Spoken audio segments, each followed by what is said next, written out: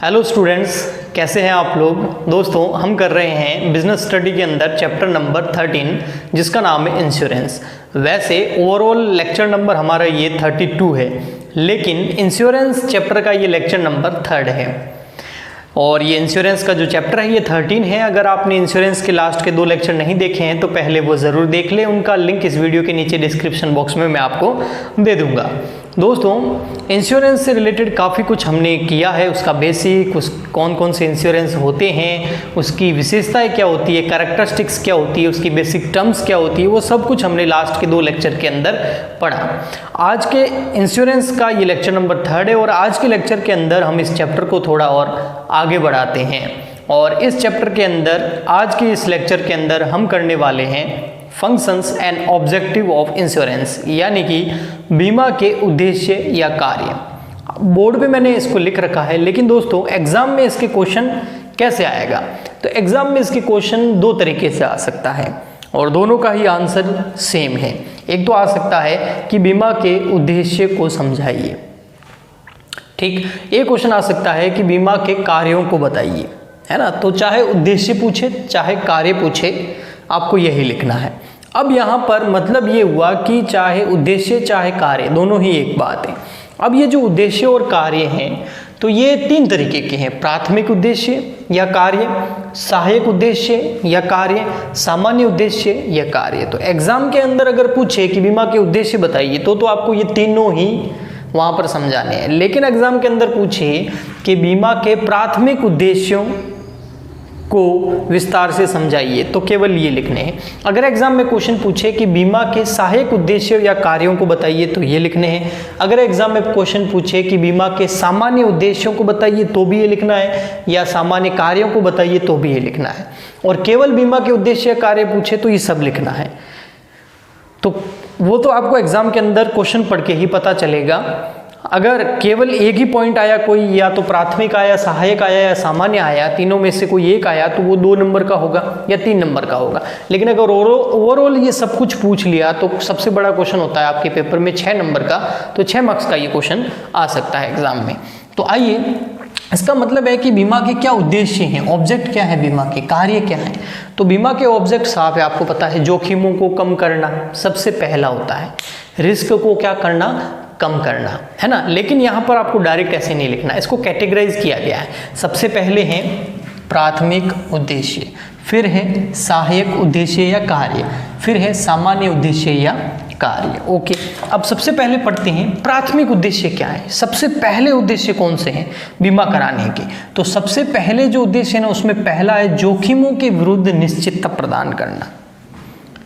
Risk रहती है, business करते हैं तो वहाँ पर आग लगने की रिस्क रहती है। जैसे मैंने आपको पेट्रोल पंप का एग्जांपल दिया था, स्टॉक रखा हुआ है, वो खराब हो सकता है तो उसका इंश्योरेंस करा रहा है। एक ट्रक पूरा सामान लेके जा रहा है किसी दूसरी सिटी, तो उसका माल का और उस ट्रक का इंश्योरेंस कराना, है ना। काफ़ी तरीके के इंश्योरेंस होते हैं। क्यों?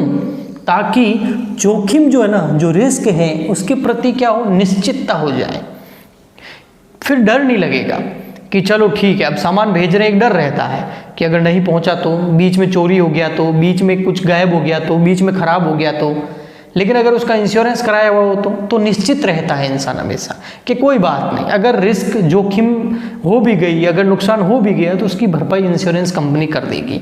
तो जोखिमों से निश्चितता पहला उद्देश्य।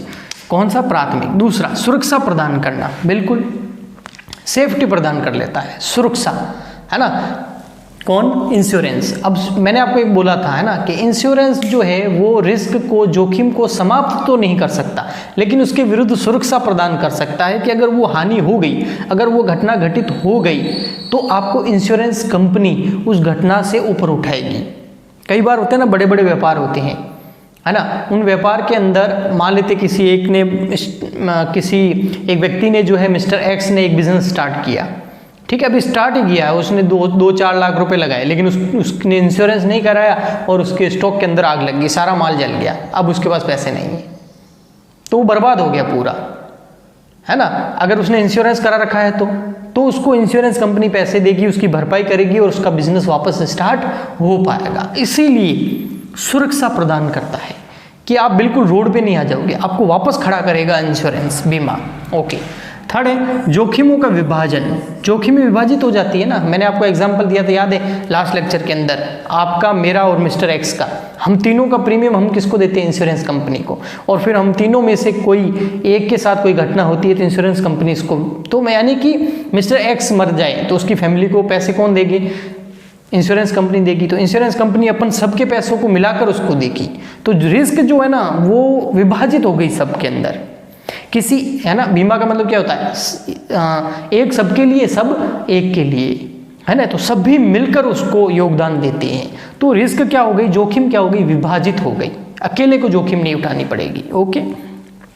फिर है जोखिमों का मूल्यांकन। बिल्कुल ये पॉइंट आया भी था पहले, है ना, विशेषताओं के अंदर, कि बीमा के अंदर जो है मूल्यांकित कर दिया जाता है, वैल्यूएशन कर दिया जाता है कि कितना नुकसान हो सकता है ना। तो पहले से पता लग जाता है कि आपको कितना इंश्योरेंस कराना चाहिए। तो मूल्यांकन हो जाता है आपकी रिस्क का, कि आपकी रिस्क कितनी है, हाई रिस्क है, लो रिस्क है, या बहुत कम रिस्क है, या रिस्क है ही नहीं। जैसे अगर मैं मेरे यहाँ पर फॉर एग्जांपल इस कोचिंग सेंटर का जो है इंश्योरेंस करा रहा हूँ, मुझे लगता है यहाँ पर आग लग जाएगी और कोई घटना ना हो जाए, ऐसी आग वगैरह लगने की एग्जांपल दे रहा हूँ, समझना आप, ठीक है। तो अब मेरा जो प्रीमियम होगा ना, मैं अगर इंश्योरेंस कंपनी के पास जाऊंगा तो मेरा प्रीमियम बहुत कम होगा, मतलब मुझे किस्त बहुत कम जमा करानी पड़ेगी, क्योंकि यहाँ पर आग लगने के चांसेस बहुत कम है, रिस्क बहुत कम है, मूल्यांकित कर देंगे वो। लेकिन एक पेट्रोल पंप वाला अपने यहाँ आग लगने से बचने के लिए इंश्योरेंस कराएगा तो उसकी किस्त तो बहुत ज़्यादा होगी, उसका प्रीमियम बहुत ज़्यादा होगा। क्यों? वहाँ हाई रिस्क है, आग लगने के चांसेस ज़्यादा है। तो वही मैं कह रहा हूँ, जोखिमों का मूल्यांकन कर दिया जाता है। ओके। फिर है अनुसंधान करना, रिसर्च करना।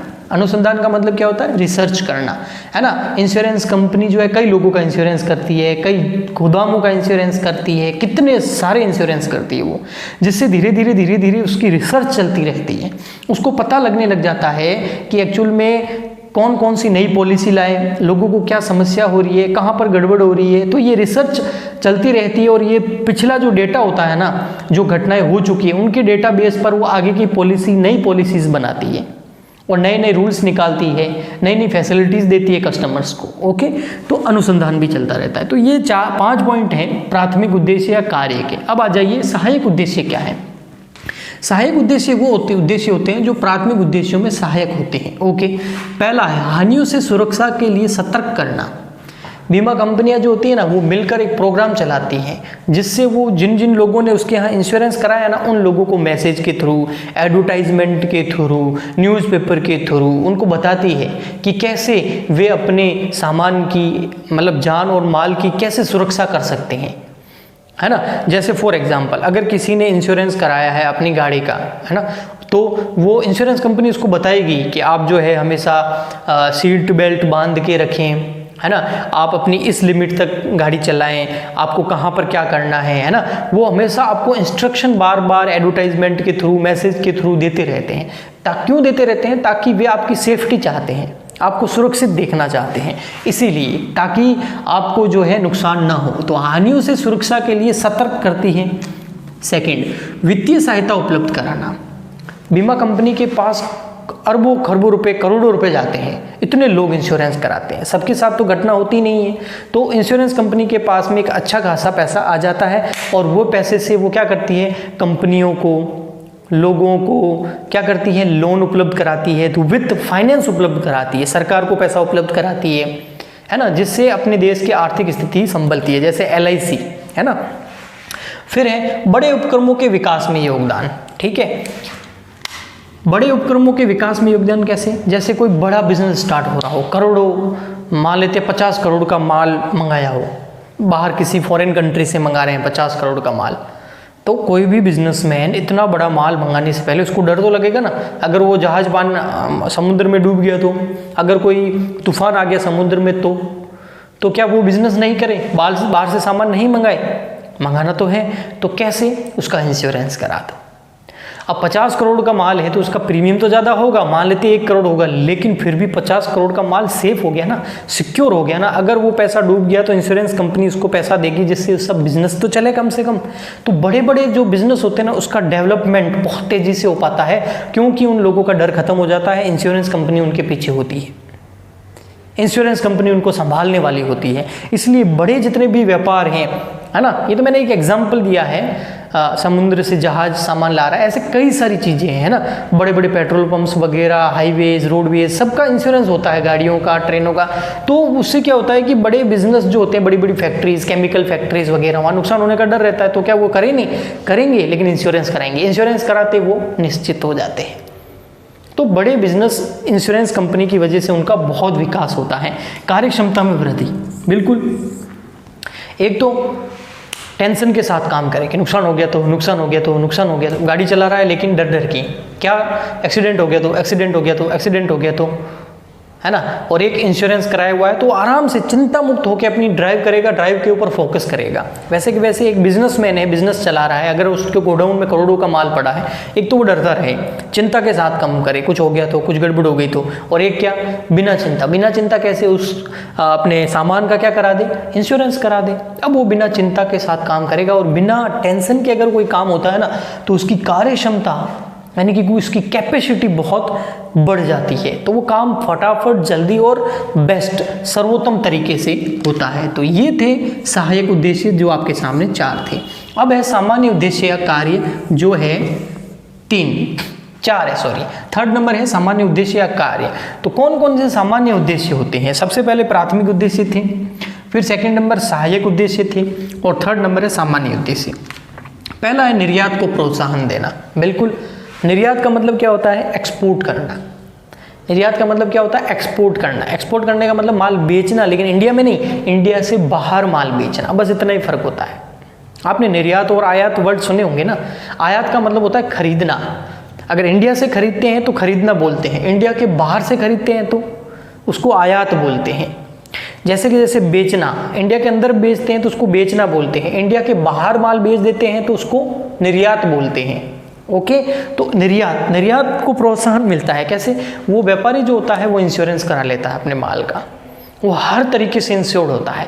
किसी भी नुकसान, अगर कहीं किसी भी वजह से नुकसान हो गया तो उसकी भरपाई कौन करेगा? इंश्योरेंस कंपनी करेगी। तो वो आराम से निर्यात करता है ना, तो वो एक्सपोर्ट कर सकता है, तो प्रोत्साहन मिलता है उसको। ओके, फिर 2nd है बचत का साधन।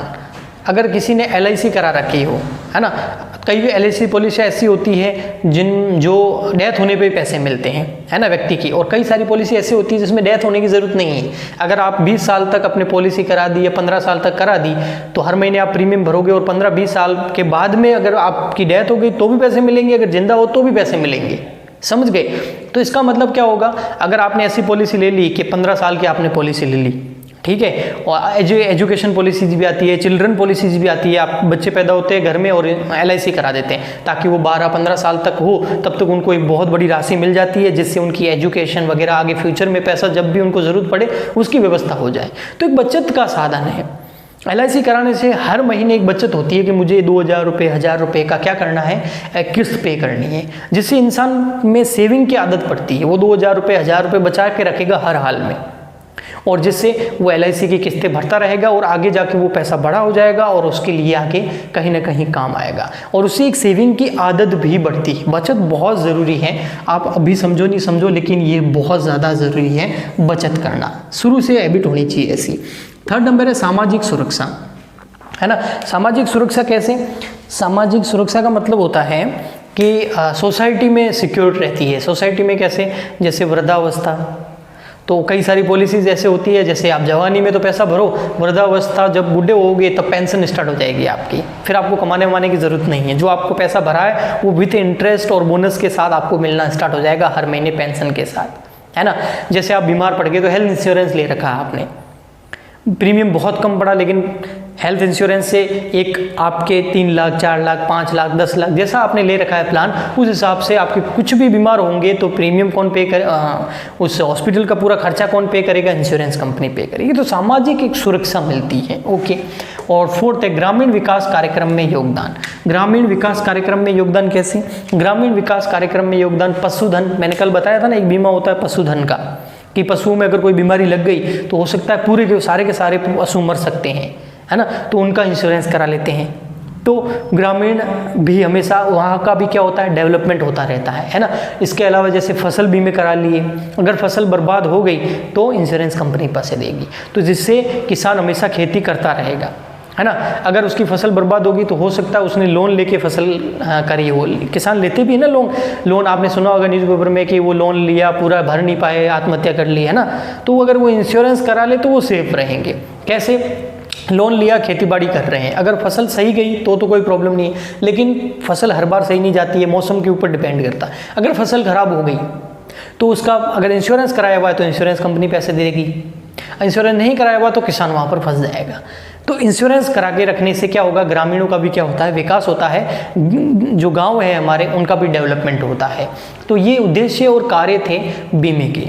इसके ऊपर भी क्वेश्चन आ सकता है, और इसके ऊपर मैं क्वेश्चन इसलिए कह रहा हूँ आ सकता है क्योंकि डायरेक्ट ये क्वेश्चन पूछ सकते हैं। पहली बात उद्देश्य या कार्य पूछ सकते हैं, एक ये चीज़ ध्यान रखनी है। फिर उसके बाद हो सकता है सब पूछ ले, हो सकता है आपसे प्राथमिक उद्देश्य या कार्य पूछे, हो सकता है सहायक उद्देश्य या कार्य पूछे, हो सकता है सामान्य उद्देश्य और कार्य पूछे। मतलब 4-5 क्वेश्चन टाइप के क्वेश्चन यहाँ से बन सकते हैं, इसीलिए इनको आपको पॉइंट्स को लिख लेना है ना। मैं हमारे कम्युनिटी जो है ना वहाँ पर एक इमेज शेयर कर सकते हैं हम। वैसे टेलीग्राम चैनल का भी लिंक दिया हुआ, वहाँ जाके आप टेलीग्राम चैनल भी ज्वाइन कर सकते हैं हमारा, ठीक है। कॉमर्स वाले गुरुजी नाम है, टेलीग्राम पे जाओ तो वहाँ पर मैं ये जो बोर्ड है ना इसका वहाँ पर फोटो खींच के अपलोड कर दूंगा, ताकि आपको वहाँ पॉइंट मिल जाए, आप पॉइंट सारे लिख लो। या फिर अपने यूट्यूब चैनल पे ये एक टैब आता है, आप बेल आइकन दबा दीजिए, आपको नोटिफिकेशन मिलते जाएंगे, तो वहाँ पर भी मैं इस बोर्ड के फोटो को अपलोड करता हूँ, ठीक है ना। तो आके आप वहाँ पर पॉइंट लिख लीजिए और उन पॉइंट्स को याद कर लीजिए, और उनके अंदर लिखना क्या है वो मैंने अभी आपको इस वीडियो के अंदर बताया है। तो वीडियो पसंद आया तो लाइक और शेयर करें, चैनल तो आपने सब्सक्राइब ज़रूर किया होगा। बाकी मिलते हैं नेक्स्ट वीडियो में, तब तक के लिए गुड बाय, थैंक यू।